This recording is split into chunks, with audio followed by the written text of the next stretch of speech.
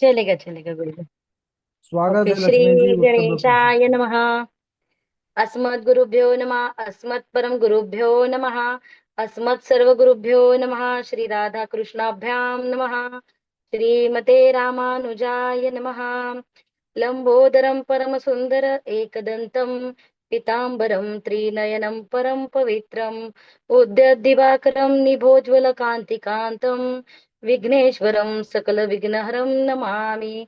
नारायणं नमस्कृत्यं नरं चैव नरोत्तमं देवीं सरस्वती व्यासं ततो जयं मुदीरयेत्। श्रीराम राम रघुनंदन राम राम। श्रीराम राम भरताग्रज राम राम। श्रीराम राम रणकर्कश राम राम। श्रीराम राम शरणं भव राम राम।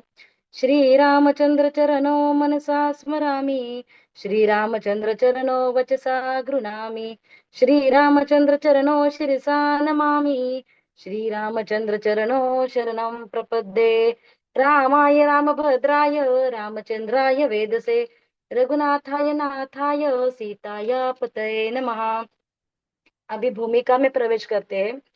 अखिल ही प्रत्यनीय परमात्मा पुरुषोत्तम गुण गुण लीलय कौशल्यानंद नंदन पर ब्रह्म परम सौंदर्य माधुर्य लावण्य सुधा सिंधु परम आनंद रससार सरोवर समुद्भूत पंकज कौशल्य आनंद वर्धन अवध नरेंद्र नंदन श्री रघुनंदन विदेह वनस वैजयंती जनक नरेंद्र नंदनी भगवती भास्वती परांबा जगदीश्वरी माँ सुनैना की आंखों की पुतलिका विदेह जा जनक जा जनकाधिराज तनया जनक राज किशोरी वैदेही मैथिली श्री राम प्राण वल्लभी श्री राम जानकी जी।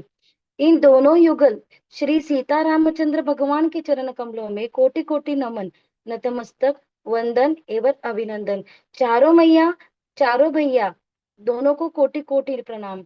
अनंत बलवंत गुणवंत श्री हनुमान जी महाराज के चरणों में बारंबार नमस्कार। समुपस्थित भगवत भक्त श्री राम कथा अनुरागी सज्जनों, आप सभी को मेरा कोटि कोटि नमन।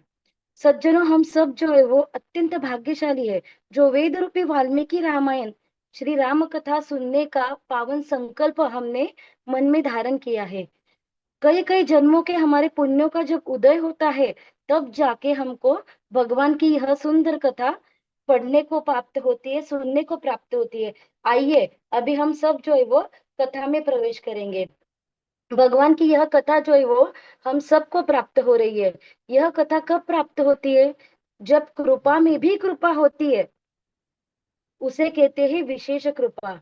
भगवान शंकर जी जो थे, उन्होंने पार्वती मैया से यही कहा था, अति हरि कृपा जाहि पर होई पाव देहि मार्ग सोई।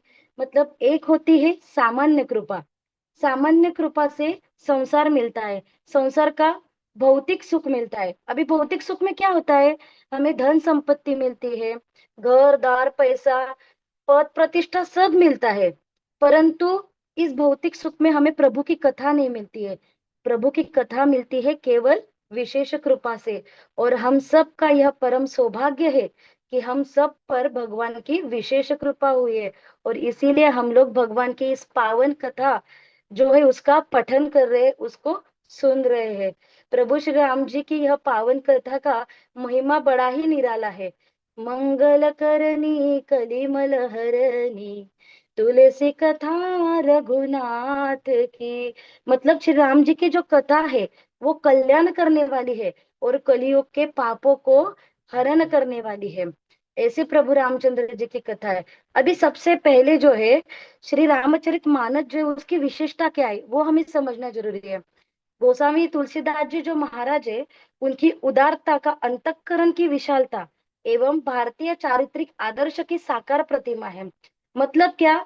कि राम रूप में भारतीय संस्कृति एवं सभ्यता की ऐसी आदर्शमयी और जीवंत प्रतिमा प्रतिष्ठित की है जो कि अद्भुत असाधारण है, जो धर्म एवं नैतिकता की दृष्टि से सर्वतोपरि कही गई है। अभी रामचरित मानस जो है, रामायण जो है, उसका पाठ करने से क्या लाभ होता है? तो हमारे जन्म जन्मांतरों के पापों से हमें मुक्ति मिलती है। भय रोग आदि जो है सभी दूर हो जाते हैं। जीवन के हर संकट का समाधान छुपा है रामचरितमानस में। मोक्ष का मार्ग हमारा जो है वो प्रशस्त होता है, हमें मानसिक शांति मिलती है।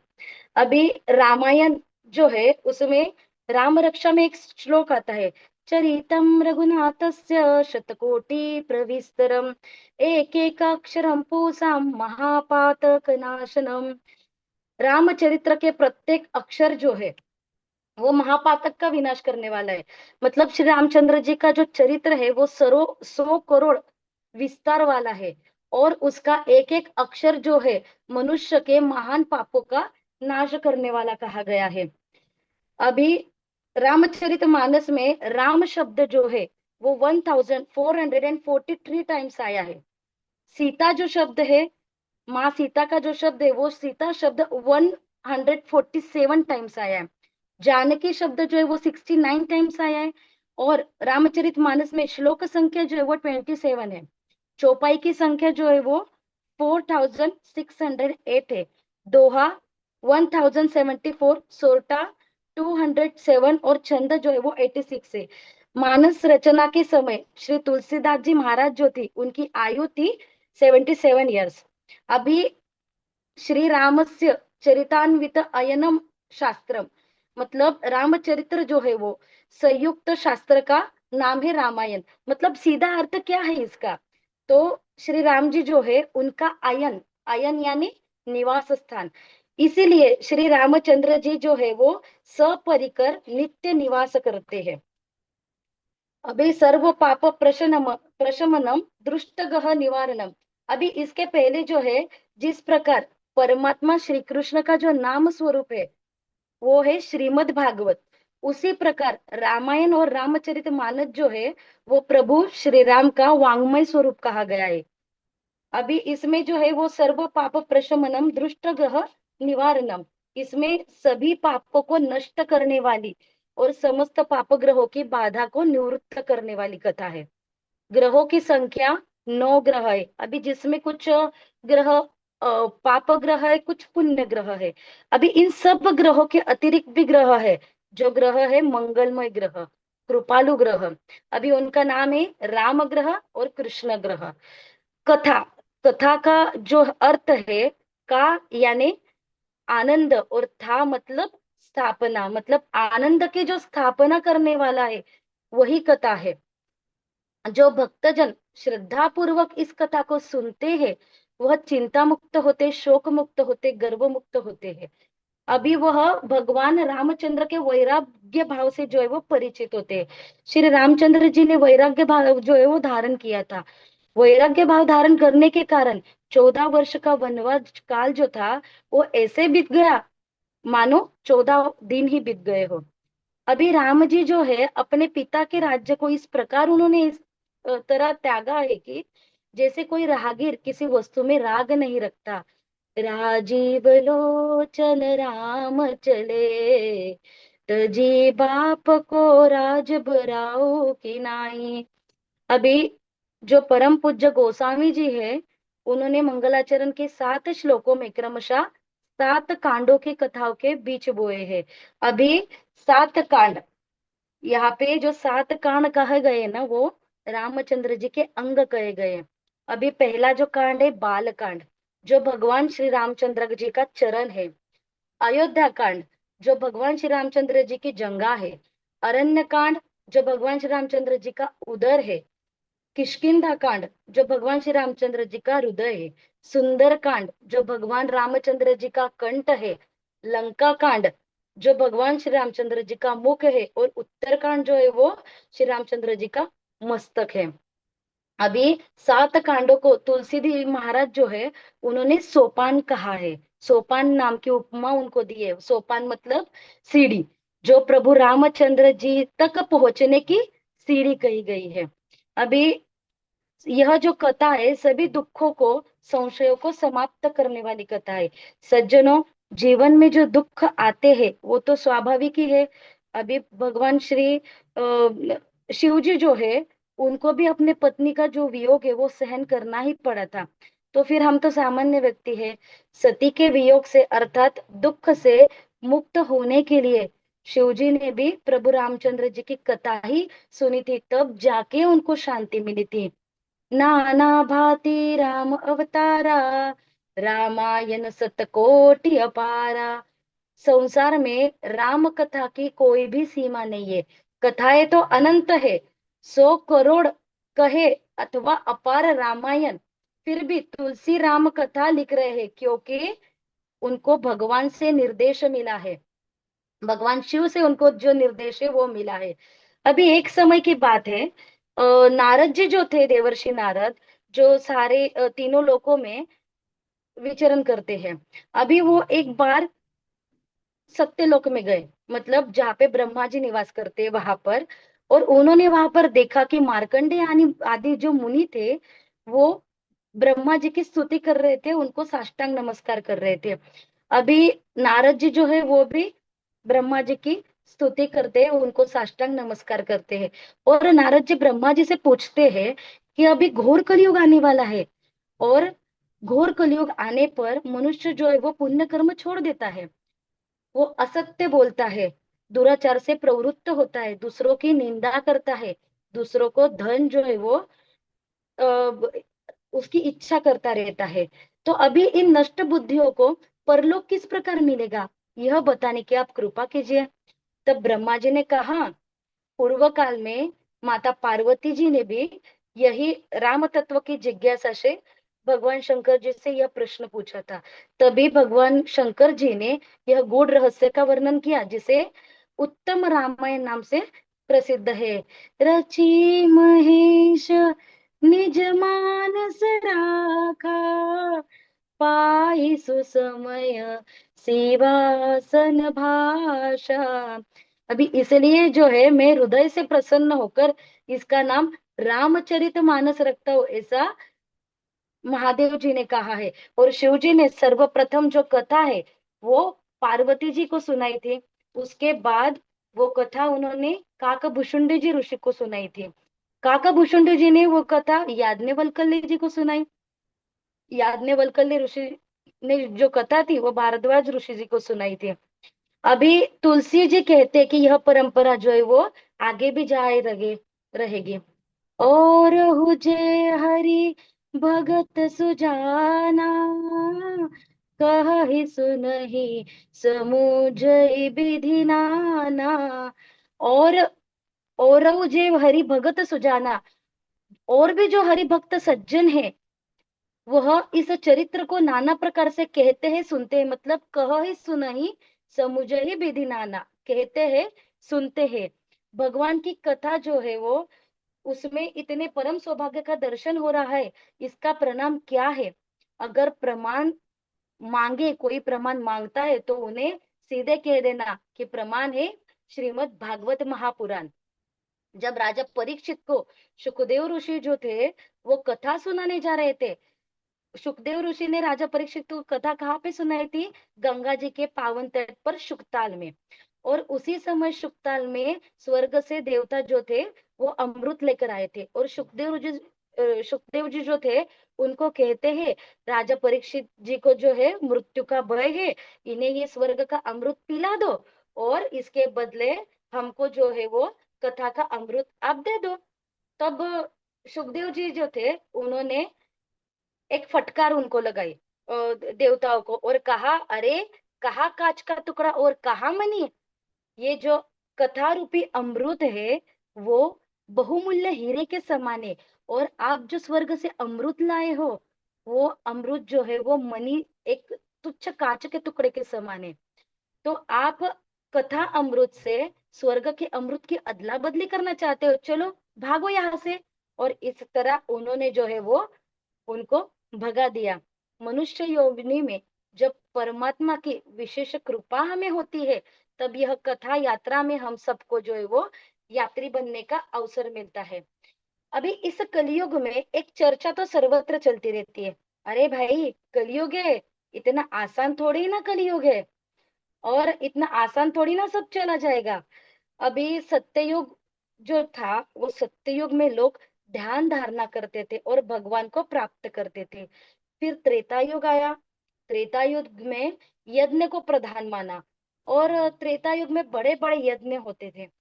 उसके बाद आया द्वापर युग, जहाँ पर पूजा के द्वारा भगवान को प्राप्त किया जा रहा था। अब है कलयुग। कलयुग में व्रत साधन करना जो है वो अति कठिन कहा गया है। बाबा गोसावी तुलसीदास जी ने कहा है, एहि कली काल ना साधन दूजा, जोग यज्ञ जप तप व्रत पूजा। मतलब योग यज्ञ तप व्रत जप पूजा, ये जो 6 काम है वो करना कलयुग में बहुत ही कठिन माना गया है। अभी बाबा तुलसीदास जी जो थे वो तो 500 साल पहले हो गए। वो उन्होंने तब ये लिख के रखा था कि कलयुग में ये सब जो है वो बहुत कठिन होगा।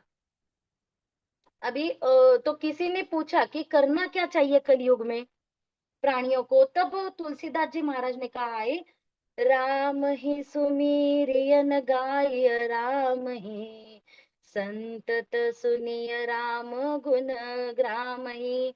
कलयुग में सबसे सरल साधन है जो भव पार करने के लिए है, प्रभु रामचंद्र की कथा सुनिए। मतलब राम ही सुमिरिय गाय ही राम ही, राम जी की कथा सुनिए, राम जी की कथा गाइए। अभी आइए हम जो है राम कथा गाते हैं, सुनते हैं और उसके महिमा को जानते हैं, क्योंकि यह कथा के प्रथम दिवस का नियम है। अभी एक प्रश्न और पूछा गया है कि प्रभु रामायण जो है, रामायण की कथा जो है वो इतनी बड़ी पोथी है, वह रामायण तो एक ही श्लोक में पूरी किया जा सकती है। अभी उसके लिए एक श्लोक बताया गया है, आदा रामो तपोवनादिगमनं हत्वा मृगं काञ्चनं वैदेही हरणं जटायुमरणं सुग्रीव सम्भाषणं बाली निर्दहलं समुद्रतरणं लङ्कापुरी दाहनं पश्चाद् रावण कुंभकर्ण हननमेतद्धि रामायणम। हो गई रामायण, एक श्लोक में ही ये कथा पूर्ण हो सकती है। तो फिर हम 9 9 दिन वर्ष में कई कई बार, जीवन में कई बार, बार बार क्यों सुनते हैं? कौन सी ऐसी कथा है इसमें जो हम नहीं जानते और क्यों सुनते हैं? हर बार हम लोग जब रामायण सुनते हैं तो हमें रामायण में कुछ नया सुनने को मिलता है। अभी ये जो युग कहा गया है इसे विज्ञान का युग कहते हैं। अभी जो चल रहा है वो वैज्ञानिक युग है। और वैज्ञानिक युग में हमारे सबसे पहले विशुद्ध विज्ञानी जो कहे गए हैं वो है आदि कवि वाल्मीकि जी। अभी क्या होता है कि विज्ञान में क्या बताया, विज्ञान का एक नियम है, शरीर का विज्ञान। मुख से जो प्रवेश होता है वह मलद्वार से बाहर निकलता है, ये जो है पहला सिद्धांत है। दूसरा सिद्धांत जो है वो कान से जो प्रवेश करता है वह मुख मार्ग से निकलता है। अभी प्रश्न था कि कथा क्यों श्रवण करनी चाहिए। अभी कथा क्यों श्रवण करनी चाहिए, तो देखिए अगर भगवान की कथा कानों से श्रवण करेंगे तो वही हमारे मुख से निकलेगी। अगर हम लोग अच्छा अच्छा सुनेंगे, अच्छा अच्छा कहेंगे, अच्छा अच्छा बताएंगे तो हम लोग अच्छा अच्छा ही बोलेंगे। अगर हम लोग संसार का प्रपंच बात करेंगे, पास में कहीं और जाके इससे उसके झगड़े का बात, उससे उसके झगड़े का बात, ऐसा सब करेंगे तो हमारे कानों मुख से भी वही सब बातें निकलेगी। और अगर एक पति पत्नी जो है वो भी अगर एक कथा का बारे में बात करते हैं तो उनके मुख से भी वही कथा अमृत निकलता है। और भगवान की कथा जो है वो हम सुनते हैं, भगवान का नाम हमारे मुख से निकलता है, इसलिए कथा सुनना चाहिए। जो भी भगवान की कथा सुन लेता है, जो गा लेता है, वह अमर हो जाता है। तो आइए मेरे साथ अभी जो है वो भजन करे हैं। इसे श्रवण कर मिट जाती है, ये कथा श्रवण कर मिट जाती है, सो जन्म जन्म की व्यथा। जय जय राम कथा, जय श्री राम कथा, जय जय राम कथा, जय श्री राम कथा। राम कथा कलिका मद गाय, सुजन संजीवनी मूर सुहाई। राम कथा कलिका मद गाई, सुजन संजीवनी मूर सुहाई। बुद्धि विश्राम सकल जन रंजन, राम कथा कलि कलुष विभंजनी। बुद्धि विश्राम सकल जन रंजन, राम कलि कलुष विभंजनी। तेरा परमार्थ बन जाए, मेरा परमार्थ बन जाए, श्री नारद कर यथा, जय जय राम कथा, जय श्री राम कथा, जय जय राम कथा, जय श्री राम कथा। अभी यहीं पे मैं मेरा वक्तव्य जो है वो समाप्त करती हूँ। राधे राधे गुरु जी।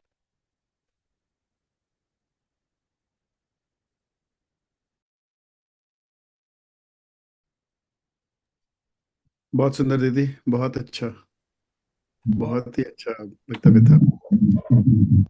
बहुत बढ़िया लक्ष्मी जी, बहुत बहुत अच्छा आपने बोला, बहुत बढ़िया। बहुत डरते डरते बोला गुरु जी, मेरा बच्चा इतना परेशान कर रहा था ना।